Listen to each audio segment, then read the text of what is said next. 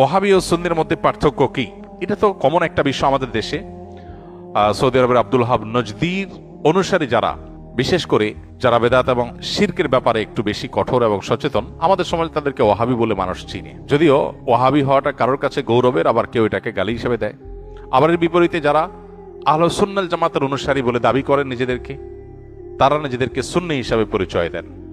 তাদের ব্যাপারে আবার ওহাবি পরিচয় বা ওহাবি ট্যাগ যাদেরকে দেওয়া হয়, তাদের দৃষ্টিভঙ্গি হলো যে এরা বেদাতের ব্যাপারে অনেক বেশি তারা আপনার শিথিল এবং বেদাতে অনেক বেশি লিপ্ত। এখানে অবশ্য বেদাতের সংজ্ঞা পরিচয় নিয়ে নানাবিধ মতো পার্থক্য আছে।